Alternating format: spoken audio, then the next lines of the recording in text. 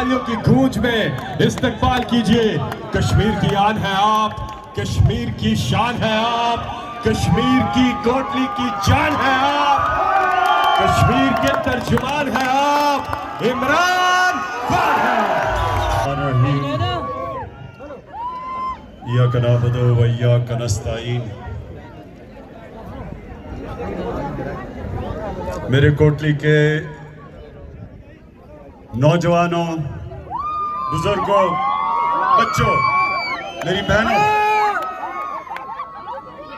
पहले तो इस शानदार इस्तकबाल का मैं आपका शुक्रिया अदा करता हूं। उसके बाद मैं फिर से, पहले भी मैं कोटली में आपके सामने एक बात की थी, मैं आज फिर दोहराता हूं।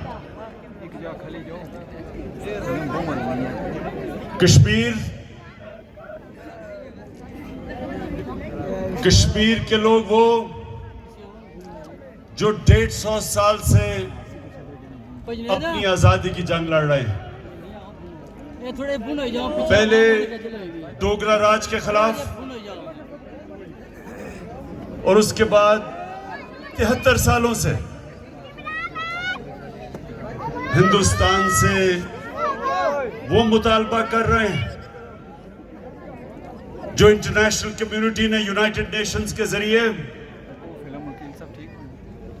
सिक्योरिटी काउंसिल की रेजोल्यूशन पास की कि कश्मीर के लोगों खुद फैसला करेंगे कि क्या वो हिंदुस्तान के साथ रहना चाहते हैं या पाकिस्तान के साथ रहना चाहते हैं। तो मैंने कोटली में पहले कहा कि इंशाअल्लाह जब अल्लाह आपको ये आपका हक देगा और आप जब फैसला करेंगे रेफरेंडम के जरिए कि आप हिंदुस्तान नहीं पाकिस्तान का हिस्सा बनना चाहते हैं,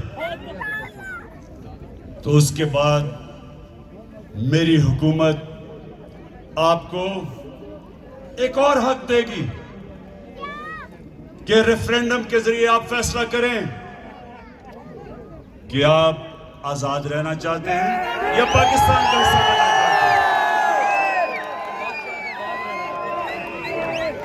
ये जो जद्दोजहद है कश्मीरियों की,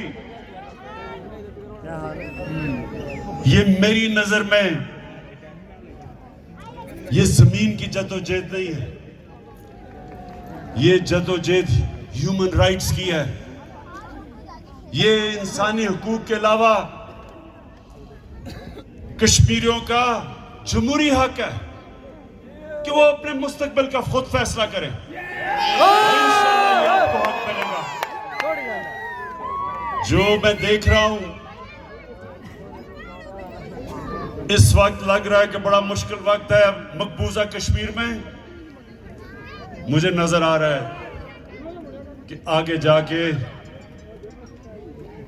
आगे जाके हिंदुस्तान मजबूर होगा, क्योंकि वो कश्मीरियों का जो जज्बा था, आजादी का जज्बा, जितना मर्जी जुल्म किया उन्होंने, वो आजादी का जज्बा किसी सूरत नीचे नहीं जाने लगा।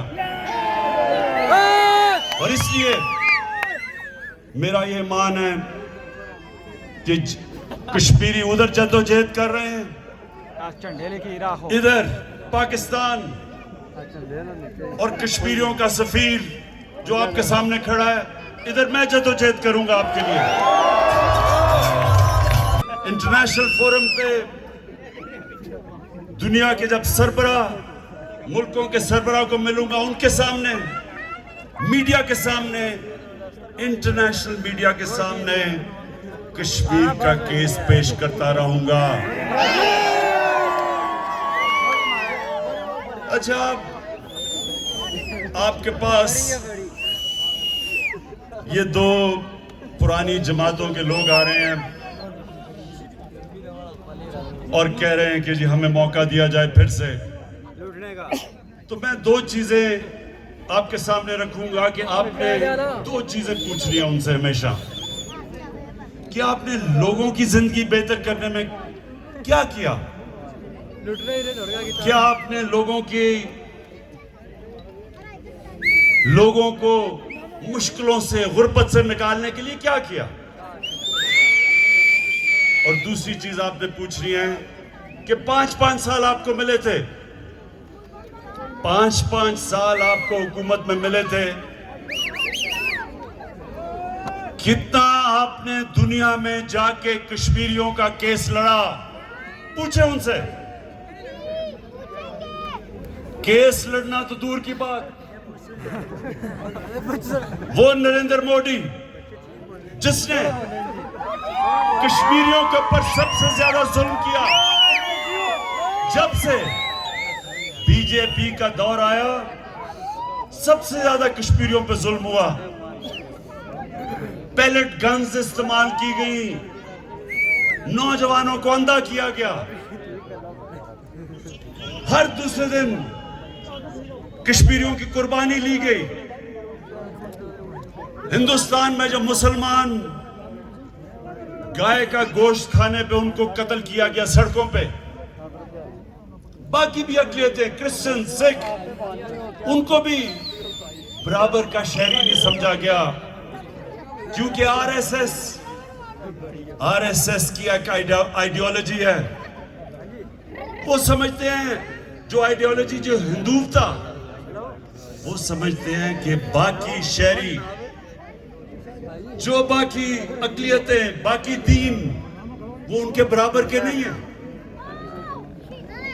इनकी जो आइडियोलॉजी, ये इन्होंने किससे ली? नाज़ी जर्मनी में 100 साल पहले इन्होंने उनसे ली, जबकि जर्मन समझते थे कि हम कोई खास नस्ल है और बाकी हमारे बराबर के लोग नहीं। ये वही आइडियोलॉजी है जो बाकी के लोगों को अपने बराबर नहीं समझती। तो मैं अब सवाल पूछता हूं कि कितनी दफा आसिफ जरदारी या नवाज शरीफ ने आरएसएस का नाम लिया, कितनी दफा मजम्मत की जो मुसलमानों से हिंदुस्तान में हो रहा है, और कितनी दफा इन्होंने इंटरनेशनल फोरम पे ये आरएसएस के नजरिए जो कश्मीरियों को कुचल रहा था, कितनी दफा इन्होंने उसके खिलाफ अपनी आवाज उठाई? क्यों नहीं उठाई? आवाज उठाने तो दूर की बात है, उसकी मिन्नतें करके नरेंद्र मोदी को शादी पे बुलाया गया आपने, और फिर मिन्नतें करके उसका जब नरेंद्र मोदी प्राइम मिनिस्टर बनना था वहां गया, हुर्रियत के लीडर्स को नहीं मिला, कश्मीर की बात नहीं की। फॉरेन सेक्रेटरी थी पाकिस्तान की, उनका टीवी इंटरव्यू है, फॉरेन सेक्रेटरी पाकिस्तान की कहती हैं कि हमें हुक्म था कि हिंदुस्तान की आपने तनकीद नहीं करनी। तो ये क्यों था? क्यों ना जरदारी बोलता था, ना नवाज शरीफ बोलता था? तो अब ये जरा गौर से आपने मेरी बात सुननी है कि ये क्यों था। मैंने, नौजवानों, आपके पास मोबाइल फोन है, एक गूगल कर सकते हैं जो मैं अब आपको बात बताने लगा हूं। मीडिया के लोग भी हैं, सहाफी भी हैं, जरा सबको मैं ये सुनाना चाहता हूं। एक किताब है, उसका नाम है the way of the world. किसने लिखी? उसका नाम है Ron Suskind. The way of the world, Ron Suskind. इस किताब पे 292 सफे के ऊपर चौथे पैराग्राफ पे एक चीज लिखी है, वो मैं चाहता हूँ गौर से सुने। आपको पता चलेगा कि क्यों नहीं बोलते और ना बोलेंगे हिंदुस्तान के खिलाफ, नरेंद्र मोदी के खिलाफ। उसमें वो लिखता है, ये जरा गौर से सुने आप, कि बेनजीर भुट्टो, ये 2007 की बात है, वो अपने बेटे को टेलीफोन पे बता रही हैं कि कितने पैसा उनके कितने बैंकों में, जो बाहर बैंक है, उनमें पैसा पड़ा हुआ है। उनको नोट करवा रही है, अपने बेटे को बिलावल को, कि इन बैंकों में हमारे बाहर पैसे पड़े हुए हैं। और ये कौन रिकॉर्ड कर रहा है? ये बाहर की एजेंसीज कर रही हैं।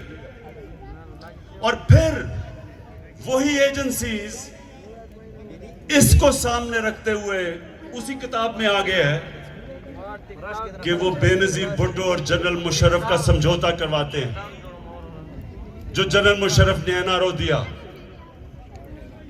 इससे आपको क्या चीज पता चलती है कि अगर किसी भी पॉलिटिशियन का पैसा, चोरी का पैसा मुल्क से बाहर पड़ा हो, तो ये सारे जो बाहर के मगरब के मुल्क हैं उनको पता होता है, और वो इस इल्म से कि उनको पता है पैसा किधर है, वो कंट्रोल करते हैं आपको।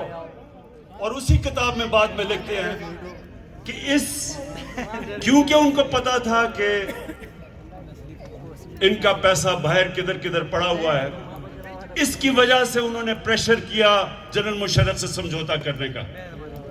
क्योंकि वो दिन थे जब एक वुकला की मूवमेंट चली हुई थी, इलेक्शन का बॉयकॉट करने जा रहे थे 2008 में, एपीडीएम की जमातें एक तरफ थी, तो तब उन्होंने पीपल्स पार्टी को जनरल मुशर्रफ के साथ समझौता करवाया। और हम सारे थे एपीडीएम में, हम कह रहे थे चीफ जस्टिस को निकाला, उसको बहाल करो, हम इलेक्शन ही लड़ेंगे। हमारे साथ नवाज शरीफ भी था, 3 दफा उसने बैठ के हमारे साथ इलेक्शन का बॉयकॉट किया, ये सब रिकॉर्ड पे है। और उसके बाद बाहर से उसको हुक्म आया, जिधर उसके पैसे बाहर पड़े थे उन्होंने उसको हुक्म किया कि इलेक्शन लड़ो, और इसने हम सबको नहर के पुल पे खड़ा करके खुद जाके इलेक्शन लड़ लिया।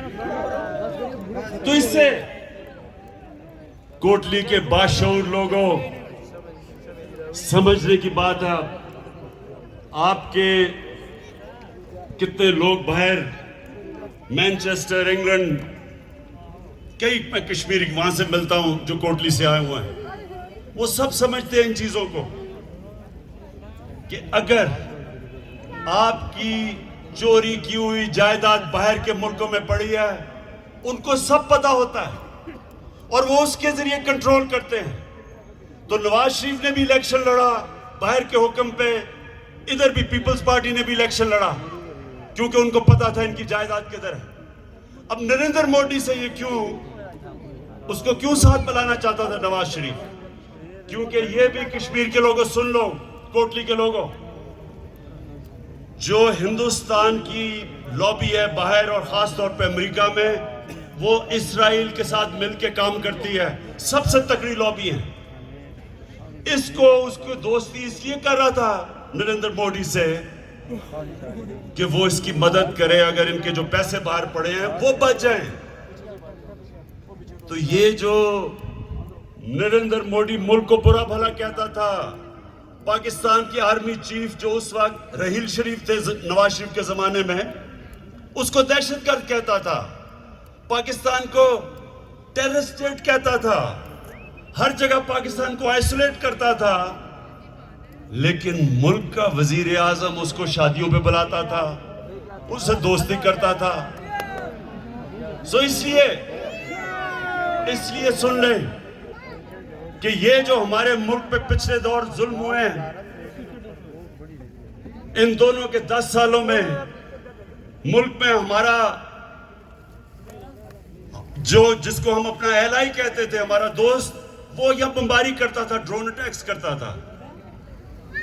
पाकिस्तान में ड्रोन अटैक्स होते थे, दोनों हुकूमतें आसिफ जरदारी और नवाज शरीफ दोनों मजम्मत करते थे, और अंदर से दोनों ने इजाजत दी हुई थी। मेरे होते हुए क्यों नहीं कोई ड्रोन अटैक होता?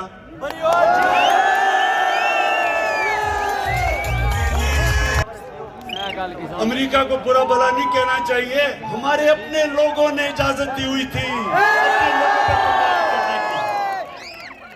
और मुनाफिकत पब्लिक में मजम्मत झंडे लेके रोके और उनको इजाजत दे रहे हैं। एक और किताब है, ये भी नौजवानों ये भी नोट कर लो, एक किताब है ओबामा's वॉर, बड़े सहाफी ने लिखी हुई है, उसका नाम है बॉब वुडवर्ड। उस किताब में क्या लिखा हुआ है कि जरदारी बात कर रहे अमेरिकी जनरल से, वो अमेरिकी जनरल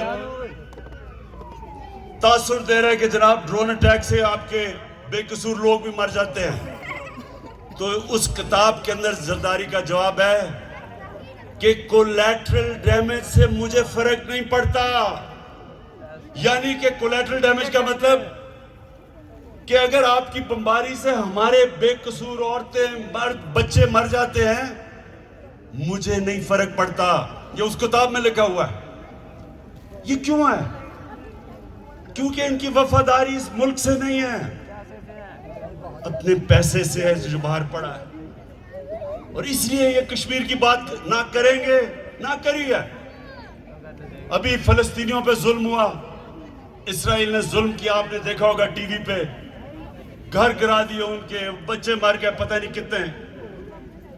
क्या कभी जरदारी और नवाज शरीफ के मुंह से तनकीद सुनी है इसराइल की? एक स्टेटमेंट बताए सुनिए। जिस तरह कभी आरएसएस का ये नाम नहीं लेंगे, ये कभी तनकीद नहीं करेंगे, इसलिए कि जब आपका करप्शन का पैसा बाहर मुल्क में पड़ा हो, आप उस पैसे के गुलाम बन जाते हैं। आप कौम के मफादात के लिए नहीं खड़े हो सकते।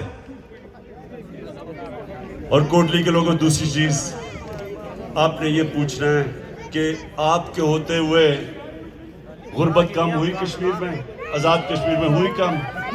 क्या आपने लोगों के, गरीब तबकों के लिए कुछ किया? मैं आज आपको कह रहा हूं कि हमारे 2 प्रोग्राम आ रहे हैं, एक है कामयाब पाकिस्तान और दूसरा है एहसास। पाकिस्तान की तारीख में सबसे ज्यादा पैसा खर्च किया जाएगा सिर्फ अपने गरीब, निचले, कमजोर तबकों को ऊपर उठाने के लिए। कामयाब पाकिस्तान में एक खानदान जो 40% नीचे खानदान है, उसको सूद के बगैर कर्जा, एक फर्द को, ताकि वो अपनी दुकान कर सके, अपनी जिम्मेदारी कर सके, उसको सूद के बगैर कर्जा। दूसरा, उस खानदान को हमारा नया पाकिस्तान हाउसिंग है, उसमें हम माइक्रो फाइनेंस के जरिए बिल्कुल सस्ते कर्जे देंगे ताकि वो अपना घर बना सके। ये पहली दफा पाकिस्तान में होगा। तीसरी चीज कि वो एक घर के अंदर एक फर्द को टेक्निकल एजुकेशन देंगे ताकि वो अपनी कोई नौकरी और हुनर सीख सके। आजकल कंप्यूटर एज है, बड़े आसानी से इंफॉर्मेशन टेक्नोलॉजी के अंदर अगर ट्रेनिंग मिल जाए तो बड़े आसानी से पैसे कमा सकते हैं। और फिर हेल्थ कार्ड, हर निचले खानदान को हेल्थ कार्ड मिलेगा, 10 लाख रुपया किसी भी अस्पताल में जाके अगर कोई बीमार हो इलाज करवा सकता है। और फिर एहसास प्रोग्राम दिसंबर में शुरू हो रहा है। निचले 40% खानदानों के लिए जो महंगाई आई है दुनिया में, इस वक्त 40% खाने पीने की चीजें महंगी हुई हैं जब से ये कोरोना हुआ है। तो उसके लिए हम 40% नीचे खानदानों के खाने पीने की चीजें, घी, दाल, चीनी, आटा, इसके लिए डायरेक्ट सब्सिडी देंगे उनको ताकि इनको सबसे सस्ती खाने पीने की चीजें मिलें।